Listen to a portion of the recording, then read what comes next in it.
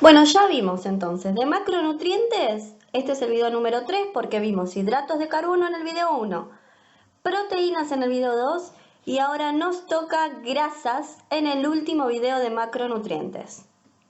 Yo soy la profesora licenciada Giovanetti Carla y empezamos con la clase.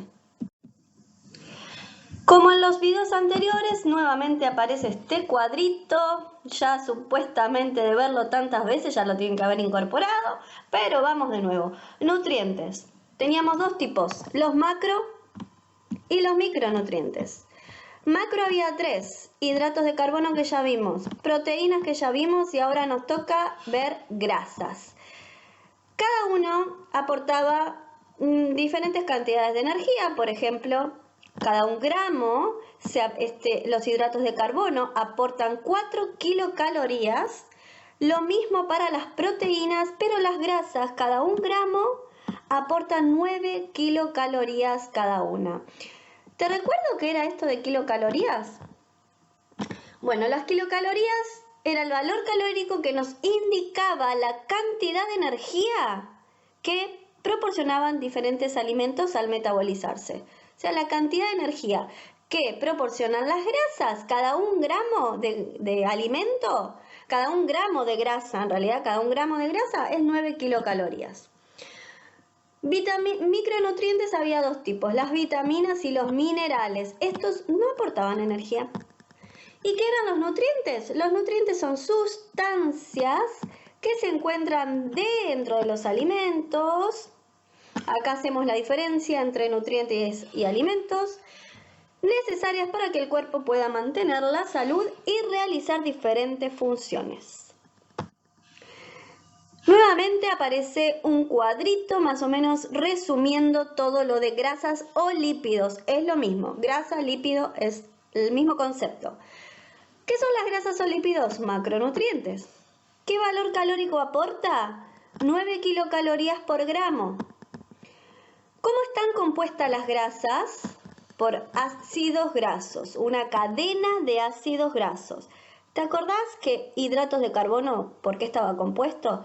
Por cadenas de monosacáridos, por ejemplo, glucosa, fructosa o galactosa, pero principalmente glucosa porque era la fuente principal que necesitaba el cerebro y las células sanguíneas como fuente principal de energía. Las proteínas, ¿por qué estaban compuestas? Las proteínas estaban compuestas por aminoácidos, cadenas de aminoácidos, y eran las únicas que tenían nitrógeno, ¿no? Las grasas entonces van a estar compuestas por ácidos grasos. Es lo mismo una cadena de ácidos grasos unidos. Van a formar grasas o lípidos. Los lípidos se pueden almacenar en el organismo, los puedo almacenar. Por eso se dice que son la fuente principal de energía de reserva, ¿sí?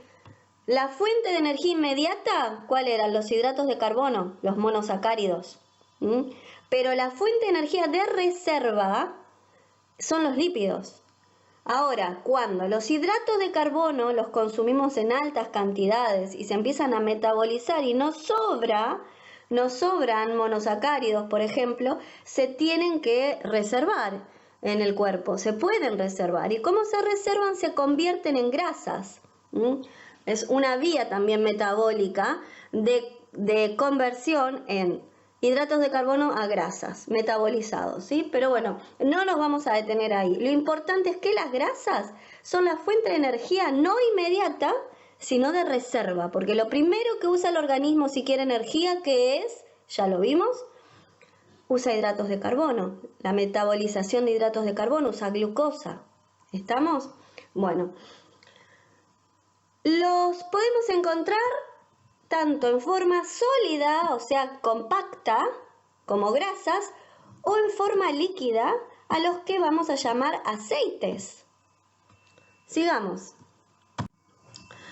Hay tipos de grasas distintas. Tenemos las grasas saturadas, las grasas insaturadas y las grasas hidrogenasas o trans. Bueno, vamos a ver qué son estos tipos de grasa.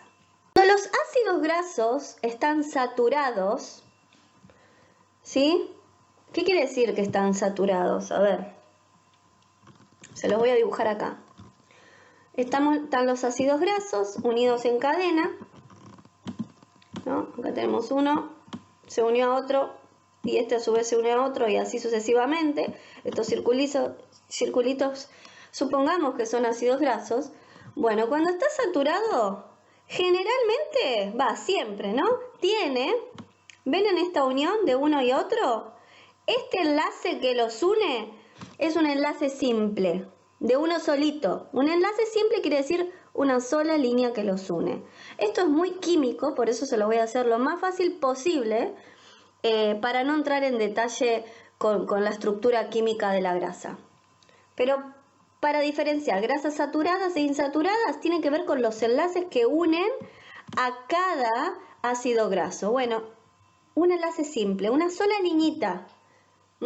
En cambio, las grasas insaturadas, cada aminoácido que se une está unido por doble enlace.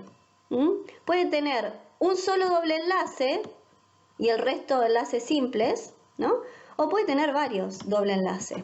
Ahora vamos a ver esto de las grasas insaturadas. Volvamos a las saturadas. Entonces, las grasas saturadas tienen una consistencia sólida, a temperatura ambiente son sólidas. Por esta circunstancia, la generalidad de las grasas de origen animal, sean bovinas, porcinas, provenientes de pollo o las leches, estas grasas son sólidas. Las excepciones son el aceite de coco y el aceite de almendra de palma. Ambos contienen una mayor proporción de ácidos grasos saturados, pero sin embargo son de consistencia líquida. Esa es la única excepción. Vamos con las grasas insaturadas ahora. Las grasas insaturadas quiere decir que la unión, como vimos, tiene una doble ligadura. Una doble ligadura, como un doble enlace, como lo vimos acá, ¿no? Bueno, cuando tiene un solo enlace doble, es monoinsaturada. Mono viene de uno solo. Y poli viene de muchos, o sea, muchos doble enlace. Cuanto más doble enlace tenga la grasa, más fluida va a ser, más líquida va a ser. Este tipo de grasas insaturadas son saludables, son más saludables, son saludables para el corazón, disminuyen el colesterol, son antiinflamatorias. En cambio, las saturadas que vimos anteriormente, en exceso son perjudiciales, son inflamatorias, aumentan el colesterol, ¿sí? Y después tenemos las grasas hidrogenasas o grasas trans. ¿Qué quiere decir esto? Estas grasas, este tipo de grasas, son muy perjudiciales para el corazón. Peor que cualquier otro tipo de grasa. Por ejemplo, peor que las saturadas. ¿Qué son estas grasas? Son obtenidas a partir, por eso son hidrogenadas, porque se obtienen a partir de que la industria alimenticia le agrega hidrógeno como un ingrediente a la grasa. ¿Para qué le agrega hidrógeno? Para pasarla de grasa natural, o sea, de un tipo de grasa insaturada a una grasa saturada. ¿Y por qué quiere pasar una grasa que es insaturada a saturada? Porque sirve más para conservarlas, conservan en perfecto estado durante más tiempo, tienen un aspecto más apetitoso, son más fáciles para cocinar, ¿no? Entonces la industria alimenticia hace esto, pasa una grasa que es insaturada, la convierte en saturada, metiéndole hidrógeno. ¿Y por qué trans? ¿Cómo hace para pasar de una grasa insaturada a una saturada? Por un mecanismo, lo hace pasándola en la forma trans. Es una forma química que no la vamos a A ver ahora, ¿no? Simplemente quiero que sepan por qué se puede llamar de una manera o de otra o qué es lo que pasa con estas grasas, ¿no? Son tan perjudiciales que, se encuentran en la mayoría de los alimentos procesados y se piensa que consumir tan solo 1 gramo de esas grasas al día ya es peligroso para la salud. Se encuentra, por ejemplo, la margarina en muchos alimentos fritos, los rápidos, los empanizados, frituras y bueno, y los alimentos procesados en general, ¿no?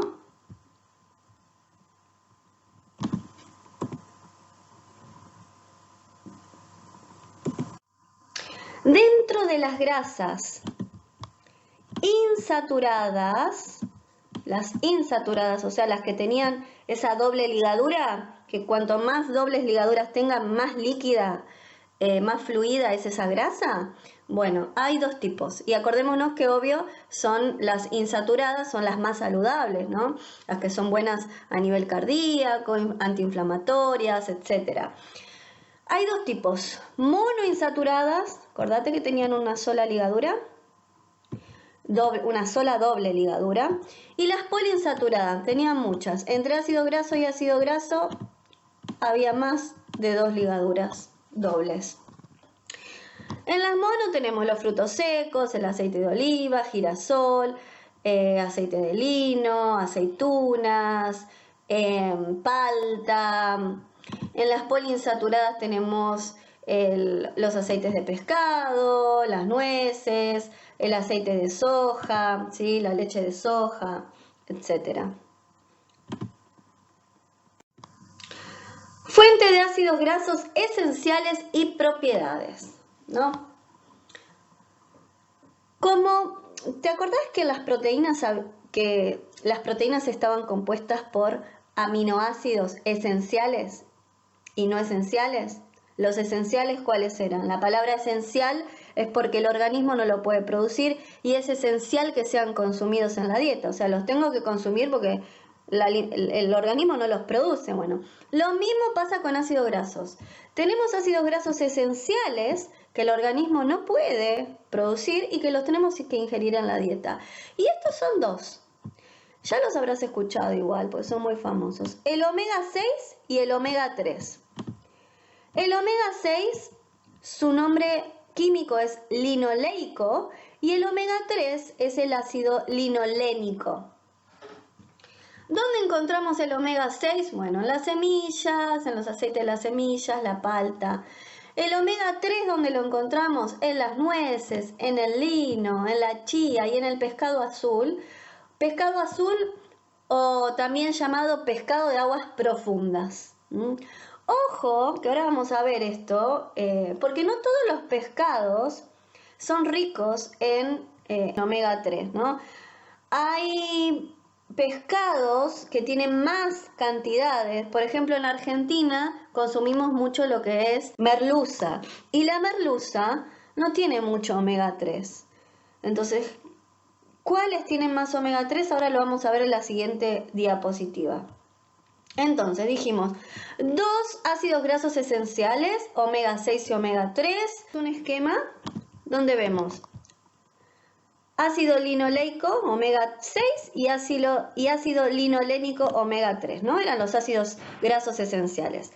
Bueno, el omega 6, uno de los principales derivados es el araquidónico, componente estructural primario del sistema nervioso central. Bueno, lo más importante es que el ácido graso omega 6 es un protector cardiovascular, es antiinflamatorio. Cuando dice antiinflamatorio, por ejemplo, es bueno para la artritis, para las enfermedades inflamatorias, artritis reumatoidea, etc.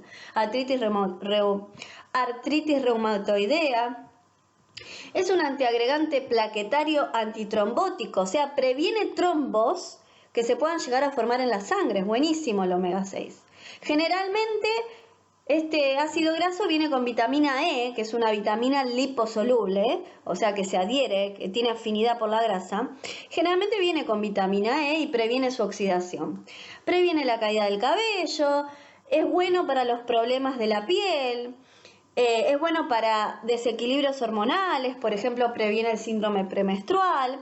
¿Dónde los encontramos? ¿Cuáles son las fuentes? Algo vimos. La principal fuente son los aceites de semilla. O sea, las semillas son ricas en omega 6.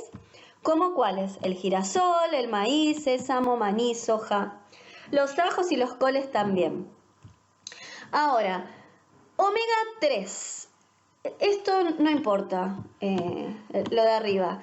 Tenemos que saber que omega 3 es antiinflamatorio, también es un antioxidante, cardioprotector, antitrombótico, también previene trombos, para problemas cardiovasculares como arritmias cardíacas. Bueno, esto es fundamental, bueno para el desarrollo cerebral. Esto es lo que no tiene el omega 6, el otro.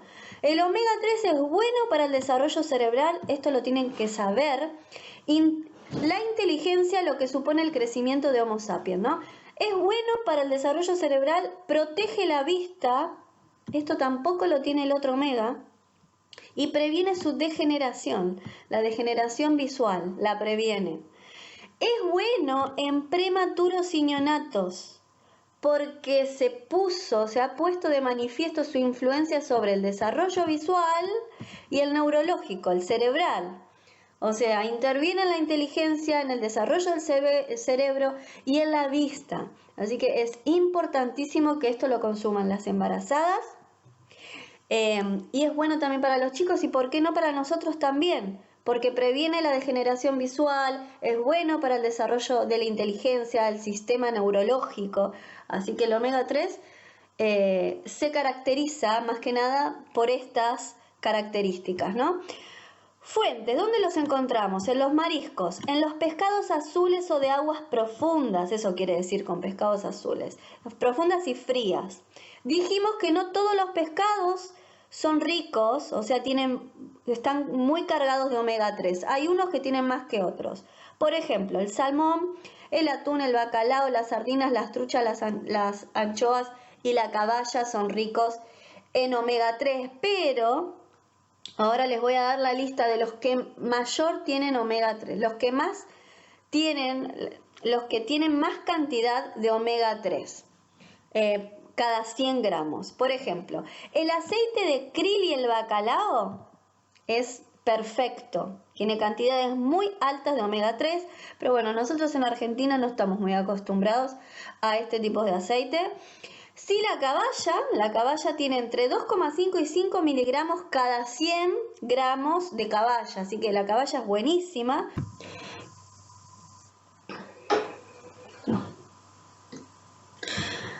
Bueno, y ahora viene el turno del omega 9, muy conocido también, pero el omega 9 no es esencial, el cuerpo lo puede sintetizar. Pero porque lo sintetice no quiere decir que no lo tenga que consumir. Es bueno que lo consuma también, porque tiene beneficios a nivel cardiovascular y cerebrovascular protector. ¿Dónde los encontramos? En las olivas, aceitunas, ¿no? Nueces, almendras, palta, grasa animal y canola. El aceite de oliva resiste a temperaturas más altas sin alterarse. Por eso si pueden usar aceite de oliva en las frituras, mejor, porque no se altera. Y al no alterarse sigue siendo beneficioso y manteniendo todos los componentes buenos que tiene la oliva con respecto al ácido graso omega 9. Así que hace más saludables las frituras. ¿Qué hace el omega 9? Bueno, disminuye la tensión arterial, aumenta el colesterol bueno. Acuérdense, HDL era comúnmente llamado colesterol bueno. Tiene un efecto a su vez laxante, disminuyendo el estreñimiento. Por último, la digestión de las grasas. Vamos a ver por dónde empieza. Vimos digestiones de hidratos de carbono, de cómo se digieren las proteínas también. Ahora es el turno de las grasas. ¿Dónde se inicia la digestión de las grasas? En la boca, con la saliva y la masticación, ¿no? Masticación, una digestión mecánica, y con la saliva, cuando la grasa ingresa a la boca, se mezcla con saliva y ahí empieza a actuar una enzima que es la lipasa. Lipasa salival, ahí la tenemos ahí abajo. Entonces en la boca, en la saliva, actúa la lipasa salival. Entonces, el nutriente, el macronutriente sigue bajando, llegó a la zona gástrica. ¿Y quién interviene ahí? Otra enzima, la lipasa gástrica. Ojo, ¿qué sucede cuando este nutriente llega al estómago ya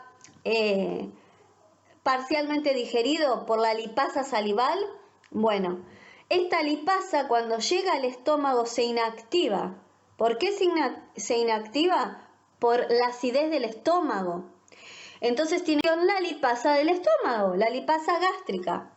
Es así como la mayor actividad de hidrólisis, o sea, de ruptura de la cadena de ácidos grasos, o sea, la mayor actividad en la digestión de los ácidos grasos ocurre en el intestino delgado, donde va a actuar la lipasa pancreática.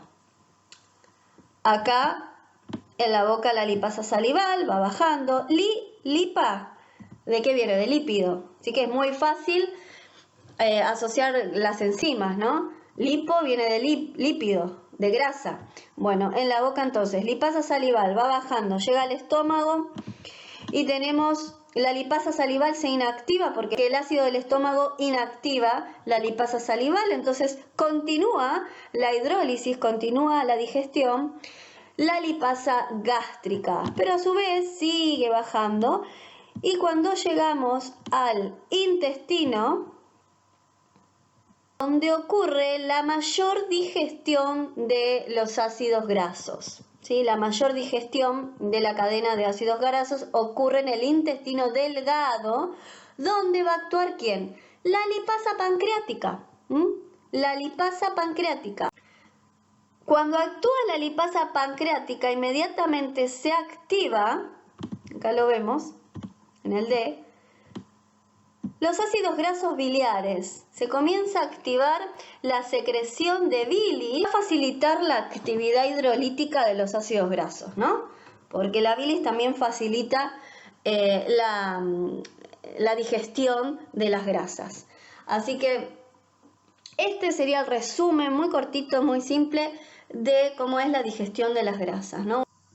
Bueno, con esto terminamos la clase número 3, que fue larguísima porque tuvimos que ver los 3 macronutrientes. Ya vimos hidratos de carbono, proteínas y grasas. Este último fue de grasas. Así que ahora sí, ahora nos vemos en la siguiente clase, la clase número 4, donde vamos a ver micronutrientes, vitaminas y minerales. Saludos.